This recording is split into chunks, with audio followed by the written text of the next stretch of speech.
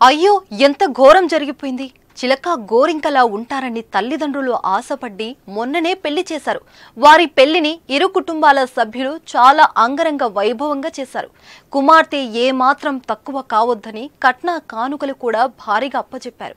పెళ్లి కొడుకు తరఫు వాళ్ళు కూడా బంగారం, పెళ్లికి కావలసిన అన్ని పద్ధతులను ఘనంగా చేశారు. వధువు అడిగినవన్నీ కొనిచ్చారు అమ్మాయి తల్లిదండ్రులు. అల్లారు ముద్దుగా పెంచుకున్న ఇద్దరు కలకాలం సుఖంగా ఉంటారని పెళ్లి చేస్తే వాళ్ళ జీవితం మధ్యలోనే అర్ధాంతరంగా ఆగిపోయింది. గజం కేవలం 26,000 రూపాయలతో 165 గజాల భూమి కేవలం 52 లక్షలు మాత్రమే.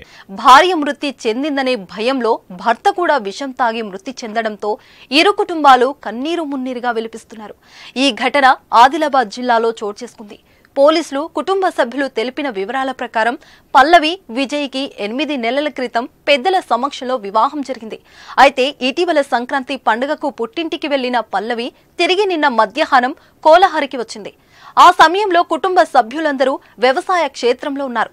కుటుంబ సభ్యులు పనులు ముగించుకొని సాయంత్రం ఇంటికి వచ్చేసరికి ఇంటి తలుపు గడియ పెట్టి ఉంది. ఎంత పిలిచినా పలకలేదు. తలుపులు తీయకపోవడంతో అనుమానం వచ్చి ఇరుగు పొరుగు వారిని పిలిచి బలవంతంగా తలుపులు తెరిచి చూడగా పల్లవి పురుగుల మందు తాగి అపస్మారక స్థితిలో పడి ఉంది. ఆమె భర్త విజయ్ హుటాహుటిన ప్రైవేట్ వాహనాన్ని తెప్పించి చికిత్స నిమిత్తం రిమ్స్ తీసుకెళ్లగా ఆమె మృతి చెందినట్లు వైద్యులు రాత్రి తెలిపారు. భార్య మృతి చెందడంతో తనపై ఎలాంటి అపవాదు వస్తుందో అన్న భయంతో ఆదిలాబాద్ పట్టణ శివార్లోని తీర్పల్లి శ్మశాన వాటికకు వెళ్లి అక్కడ విజయ్ పురుగుల మందు తాగాడు. కొట్టు మిట్టాడుతుండగా కొందరు వ్యక్తులు చూసి బంధువులకు సమాచారం అందించారు. విజయ్ కుటుంబ సభ్యులు అక్కడికి వెళ్లి అతనిని చికిత్స కోసం ఆసుపత్రికి తరలించగా మృతి చెందినట్లు వైద్యులు తెలిపారు. పల్లవి ఆత్మహత్యకు గల కారణాలు ఇంకా తెలియకపోగా తన భార్య ఆత్మహత్య భయంతోనే భర్త విజయ్ ఆత్మహత్య చేసుకున్నట్లు తెలుస్తుంది.